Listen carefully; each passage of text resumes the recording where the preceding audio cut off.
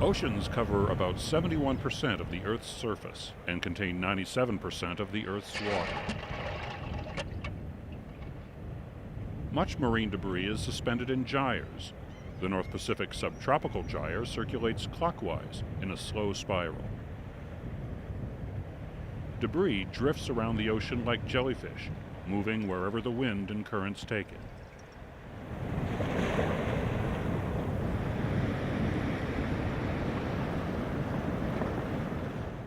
Lost and discarded nets and debris lethally snare fish, seabirds, and marine mammals as they drift. Water everywhere, as well as trash, straining life out of the ocean like a sieve. Inhaling, ingesting billions of tons of debris-strewn water. We used to think of trash as out of sight, out of mind, but no longer. What goes around comes around. Research tows in the North Pacific have found plastic in the middle of the ocean. 20% to 40% of all marine debris originates on board vessels. Some of this debris is from commercial fishing vessels. On Bering Sea beaches, almost all the debris found originates from fishing vessels. Much of it is from foreign fleets. But U.S. fishermen also contribute to the problem.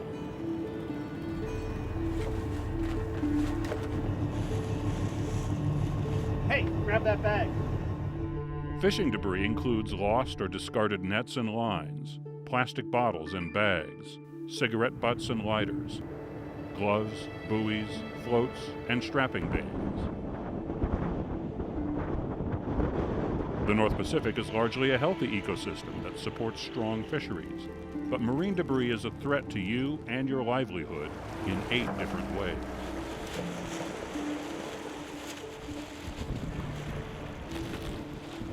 Debris is killing seabirds, mammals, and fish. Reduction in bird species, such as the short-tailed albatross or other species, can shut down fisheries altogether. Discarded fishing gear keeps fishing. Plastic trash looks like food to birds, but the results are disastrous. The plastic blocks their digestive system, resulting in starvation. More than 1 million seabirds die every year from plastic entanglement or ingestion. Much of this entanglement is caused by discarded fishing gear. It's estimated that worldwide, tens of thousands of marine mammals die each year due to marine debris ingestion or entanglement, including thousands of northern fur seals, an important component of the Bering Sea ecosystem and whose population has been in decline for years. Sea turtles mistake plastic bags for jellyfish, their favorite food, and thousands die. The plastic bags Alaska fishermen discard could end up curtailing commercial fishermen's opportunities in Hawaii. And it's believed that thousands more whales, dolphins, and porpoises are killed each year by entanglement in fishing gear.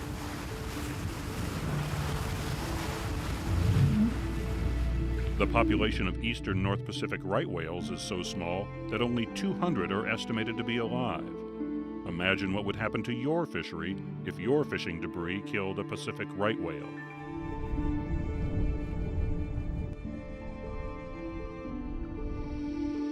Discarded fishing gear can also sink, destroying fish habitat.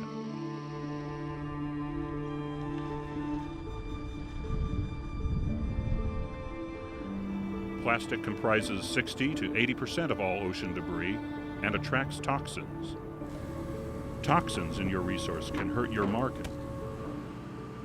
Sunlight, as well as wind and wave action, break plastic down into polymers of microscopic size.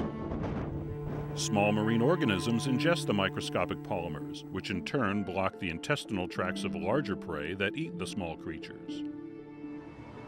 Fish accumulate toxins from smaller feed fish, and these toxins can show up in consumer tests. Generally, long-lived predator fish accumulate more toxins. Monofilament fishing line takes 600 years to break down into its basic polymer. A plastic bottle, 450 years, and plastic bags up to 20 years. Yet most of these plastics are less than 50 years old. The United Nations estimates there's an average of 46,000 pieces of plastic litter floating on every square mile of ocean. Plastic debris tends to attract toxins from the ocean, such as biocides, fire retardants, colorings, DDT and DDE, and plasticizers. Research has suggested these toxins attach to the debris, then move into the food chain. Okay, break's over. Let's get to it. Cigarette butts also pose a health hazard to animals that eat them. They are made of cellulose acetate polymers and also contain tar, nicotine, and other toxins. Cigarette butts have been found in the stomachs of fish, birds, whales, and other marine creatures that mistake them for food. They take 1 to 5 years to decompose. Batteries and other trash also release toxins into the ocean.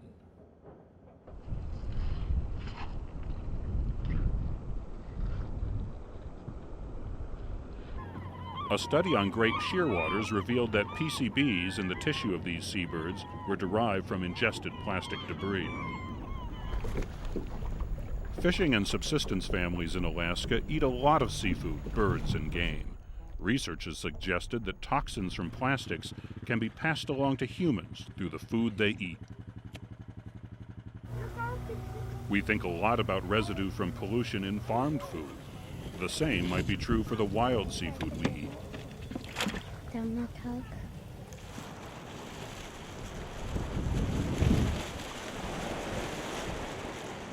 Plastics also carry invasive species. These species can endanger or totally wipe out the resource you depend on for commercial, recreational, or subsistence uses.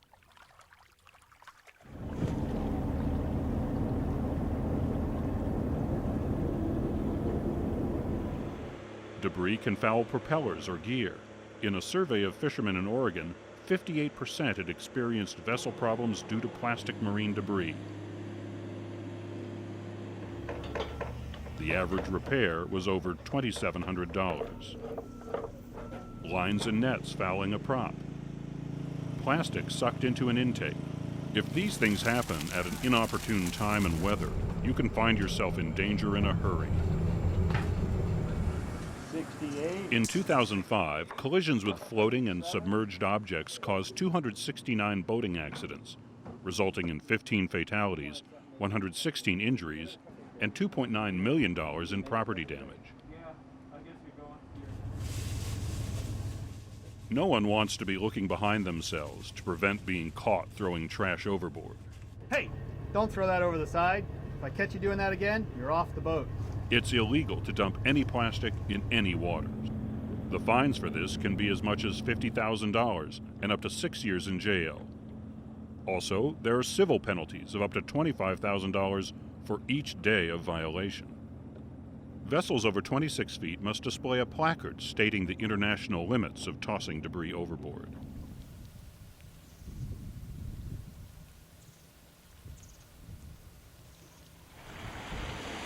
Debris that washes up along public beaches has economic consequences, since the public perception is that your fishing is negatively impacting the environment.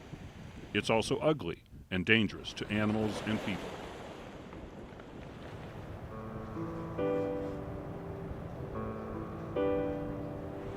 Many of Alaska's 35,000 miles of shoreline are remote. This makes cleanup time-consuming and expensive.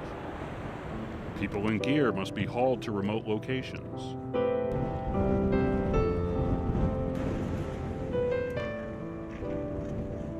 It's Titan nets made in Bainbridge, Washington. It hasn't been made in 15 years, so it tells you how old it is. You know how old that is? Yeah. An old pop-top can, beer can. Trawl net. It's made by a Japanese company, Taito Seiko. And then big tangle of crab line as well. So this is a typical what you find on the beaches and the lake of St. Paul Island.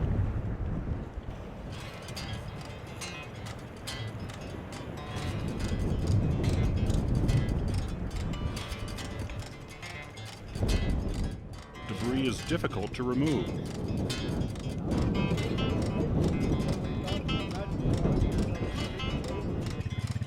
Debris must then be hauled off-site.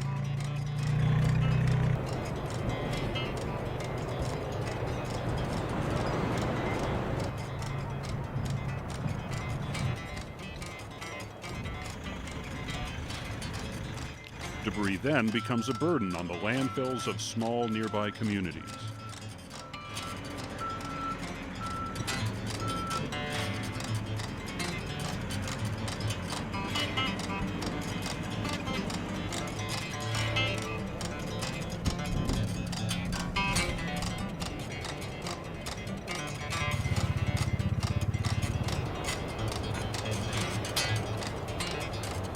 Marine debris is costly to you as a taxpayer. The Marine Debris Research, Prevention, and Reduction Act of 2006 authorizes up to $60 million through fiscal year 2010 for marine debris cleanup programs, along with needed matching funds.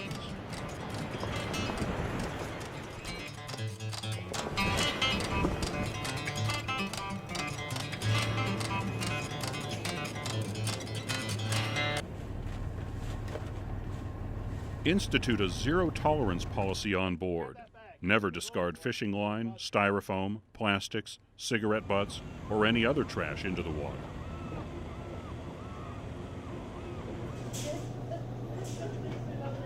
Buy products that use less packaging. Try to buy in bulk to reduce the amount of packaging you need to discard. Remove unneeded packaging from products before you take them onto your boat. Secure trash and gear before leaving anchor or harbor. If trash or gear does fall overboard, go back and get it, if it's safe to do so. Turn it into a man-overboard drill. If gear is lost over the side, mark it as a hazard to navigation and report it. Cut rather than remove whole strapping bands or plastic loops. If they do get away, they won't become nooses for wildlife.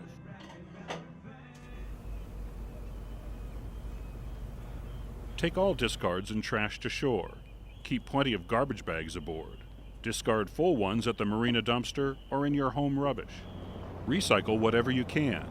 Items like paper, plastic, glass, aluminum, cans, fishing gear, and fishing line.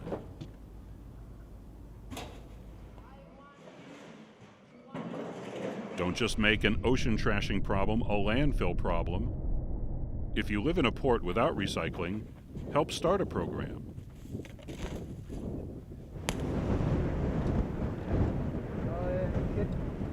Help pick trash from beaches during cleanups. Your help is valuable and demonstrates that your fishery is part of the solution.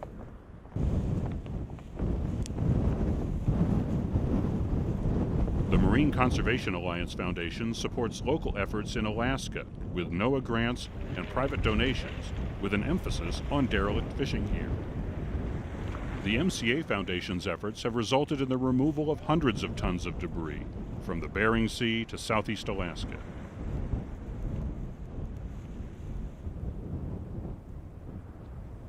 Report marine debris to the Marine Conservation Alliance Foundation at marinedebris@ak.net or on the website. Save your fishery for future generations. It's your choice, not theirs.